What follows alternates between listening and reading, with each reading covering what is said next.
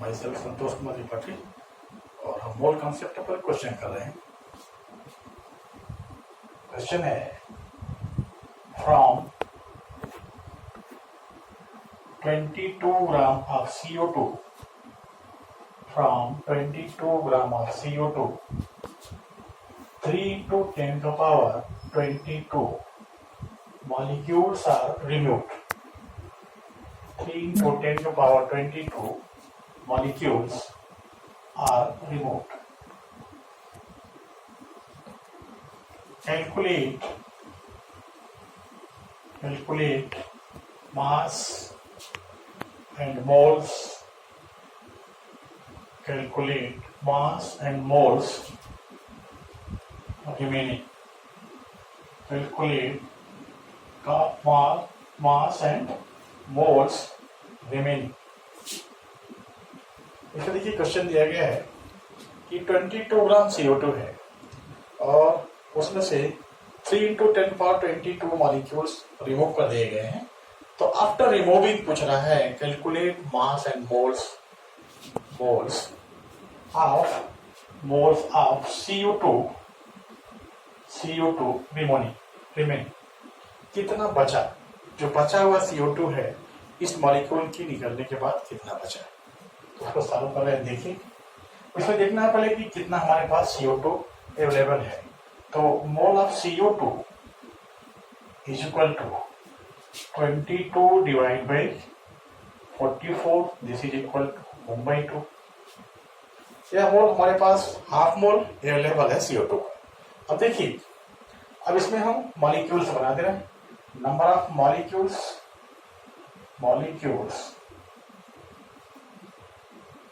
Of CO2 available.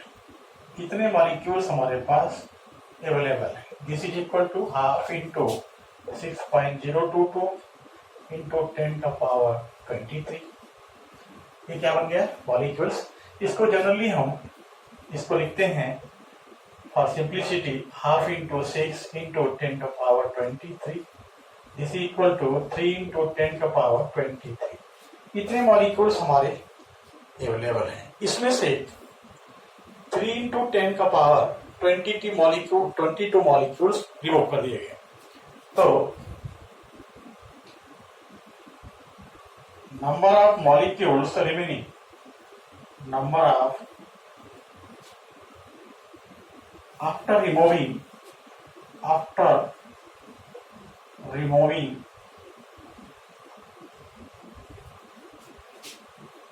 molecules of CO2 remaining।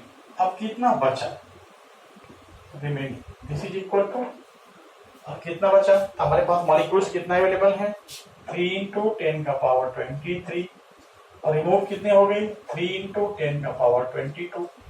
अब हमें power same करना होगा। पावर सेम करेंगे तो कैसे होगा, इसको हम लिख सकते हैं 30 into 10 का पावर 22 माइनस 3 into 10 का पावर 22। हम पावर सेम हो गया, इसको हम सब्ट्रैक्ट कर सकते हैं। अब this is equal to 27 into 10 का पावर 22। इतने मॉलिक्यूल्स रिमूव करने के बाद रिमेनिंग बचने वाले।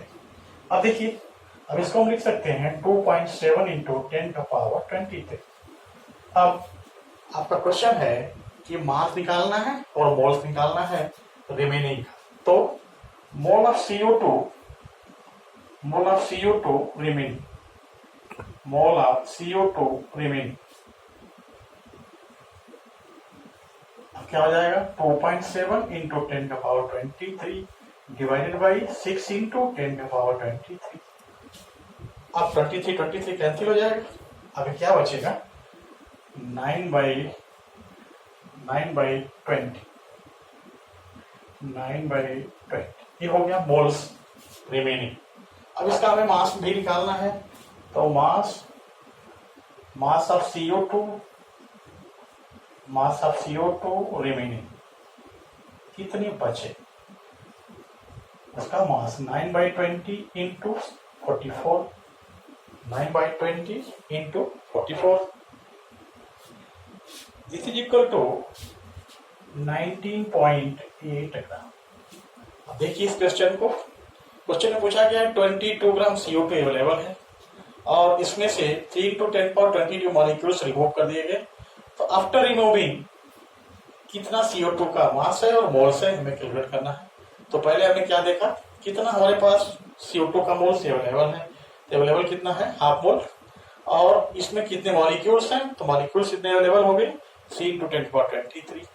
अब कितने हमने रिमूव कर दिए, उसके बाद कितने बचे, रिमूव कितने किए, 3 × 10⁻20, तो हम सब्ट्रैक्ट कर लिए, सब्ट्रैक्ट करने के बाद आया 2.7 × 10⁻23। अब इसको हमने मोल बना दिया और इस मोल से मोलर मास में मल्टीप्लाई करके हमने मास बना लिया। इस क्वेश्चन को देखिए आप,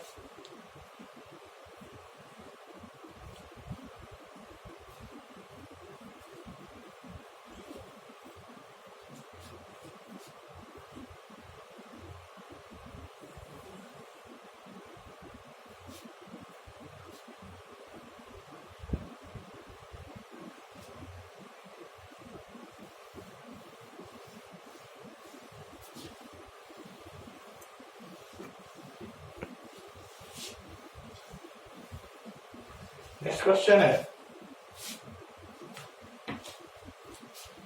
next question, from 48 gram of helium sample, next question,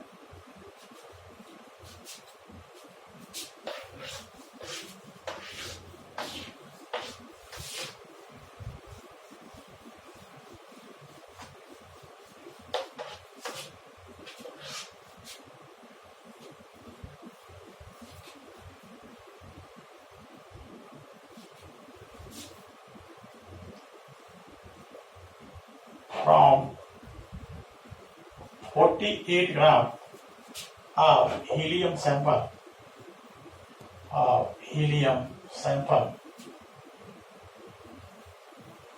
6 × 10⁻23 atoms of helium are removed.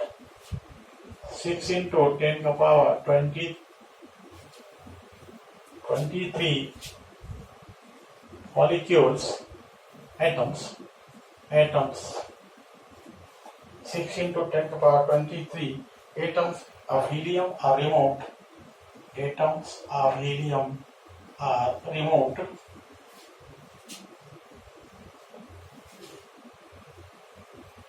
Find out molecule of helium left. Find out mole of helium left. Mole of helium left, and also calculate mass of carbon, and also calculate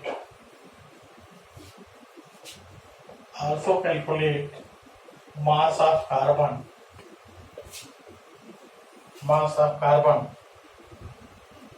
which contain same number of atoms, which contain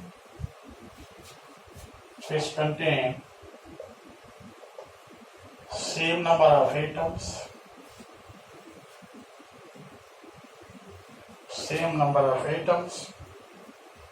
as left over in the sample, as left over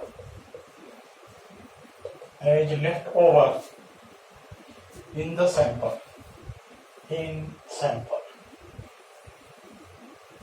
देखिए, from 48 gram of helium sample, 6 × 10⁻23 atoms of helium are removed. Find out moles of helium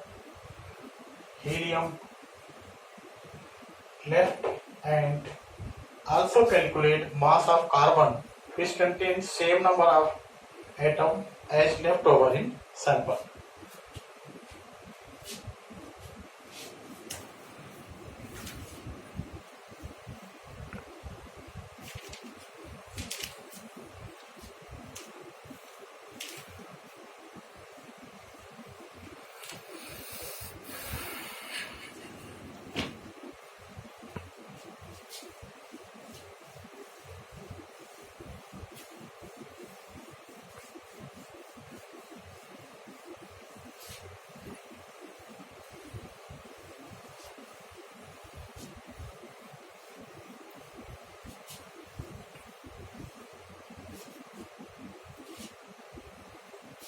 देखिए, पहले हमें देखना है कि originally helium के कितने atom हैं।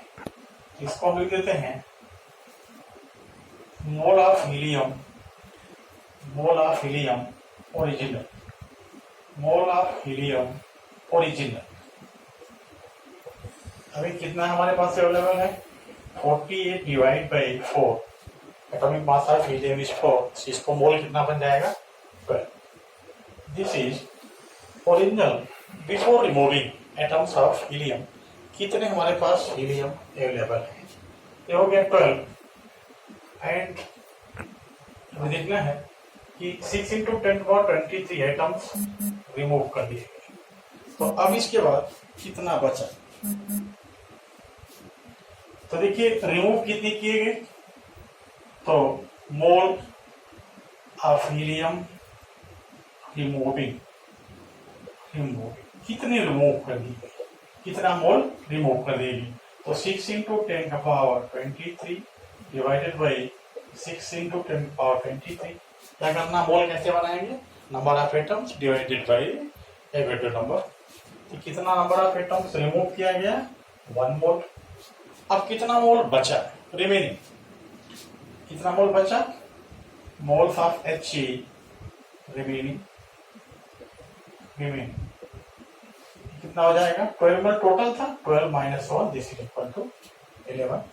11 मोल हीलियम का रिमेनिंग है। अब क्वेश्चन में कह रहा है find out mole of He left and also calculate, कितना लेफ्ट हुआ हमारा, 11 मोल हीलियम लेफ्ट हो गया। अब पूछ रहा फिर कह रहा है कि and also calculate mass of carbon which contains same number of atoms as left over in sample. अब देखिए ये कंपेयर कर रहा है, कार्बन का एटॉमिक मास पूछता है हीलियम के कंपैरिजन में, जैसे हीलियम और कार्बन, यह भी मोनोएटॉमिक है, this is monoatomic, mono atomic, ये भी मोनोएटॉमिक, मोनोएटॉमिक।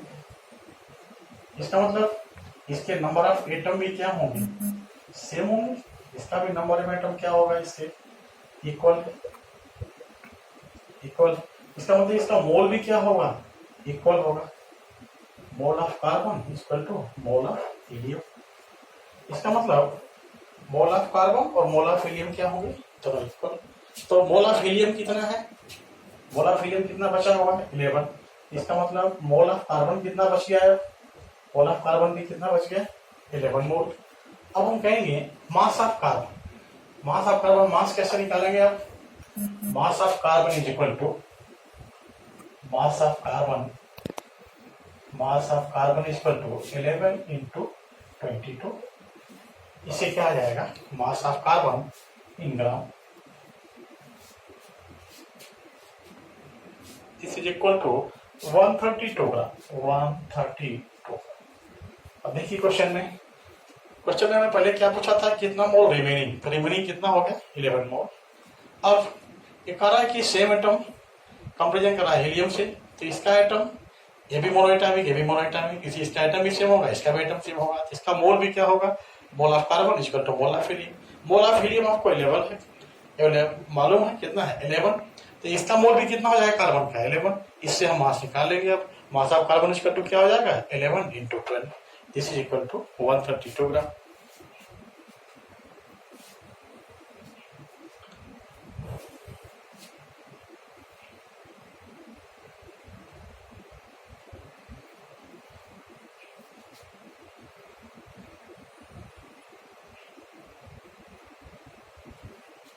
उसके बाद नेक्स्ट कॉन्सेप्ट बताएंगे हम एवरेज एटॉमिक मास।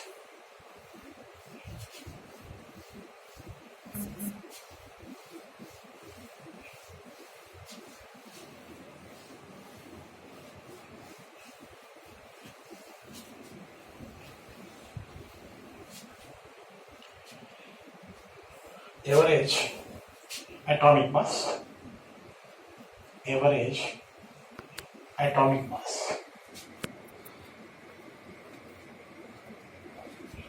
AAM, इसको शॉर्ट में कैसे कहेंगे, AAM, एवरेज एटॉमिक मास। अब एवरेज एटॉमिक मास कहाँ निकालने के लिए आता है, ये जनरली जो क्वेश्चन आता है एवरेज एटॉमिक मास वाला, यह आइसोटोप के केस में आता है। In case of isotopes. In case of isotopes,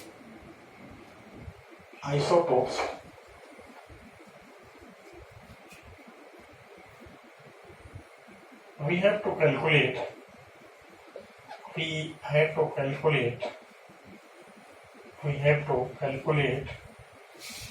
average atomic mass.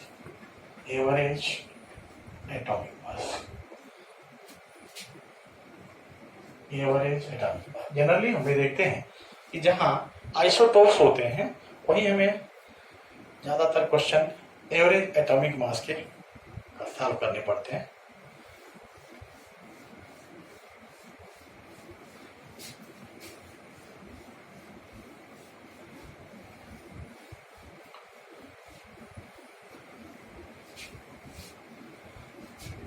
अब देखिए एवरेज एटॉमिक मास निकालने के लिए फॉर्मूला है कि कैसे हम एवरेज एटॉमिक मास निकालेंगे।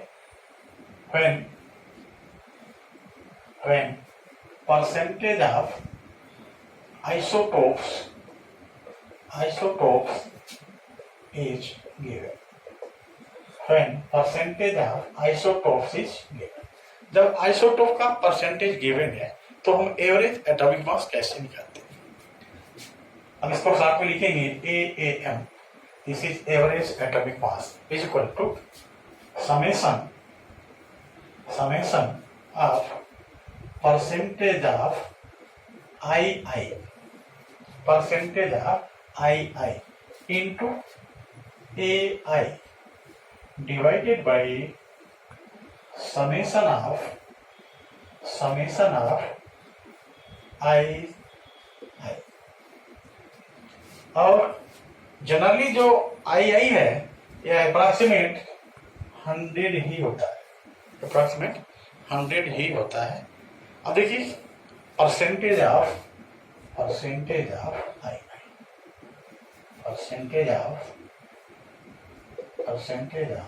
आई,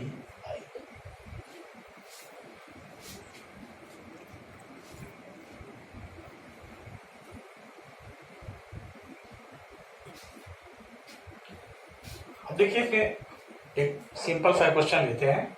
जैसे बोरन है, बोरन, अब इसकी दो आइसोटोप होते हैं, बोरन के दो आइसोटोप होते हैं, जैसे B10 और B11। जनरली जो B10 होता है वो 20% होता है, और अभी मान लीजिए क्वेश्चन में गिवन है 20% है, और B11 कितना है 80% है।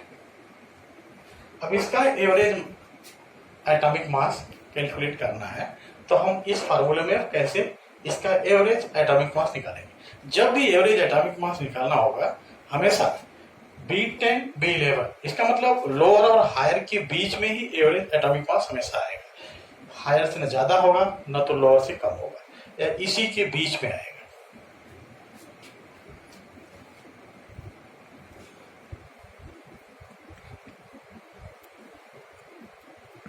अब इसको हम क्वेश्चन के रूप में लिख देते हैं। इसी जो हमारा बोरन है, इसी का B10 है, B11 है, इसी को हम क्वेश्चन के रूप में लिखेंगे, फिर इसको सॉल्व करेंगे।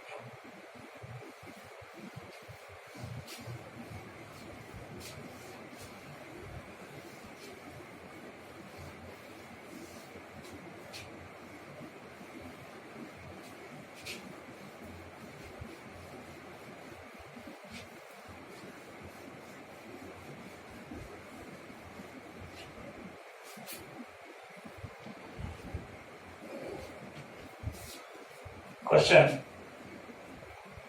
boron contain two isotopes. Boron contain two isotopes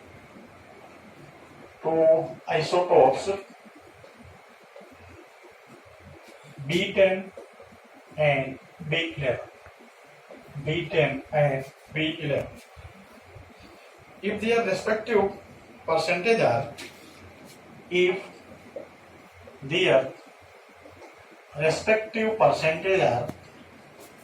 respective percentage are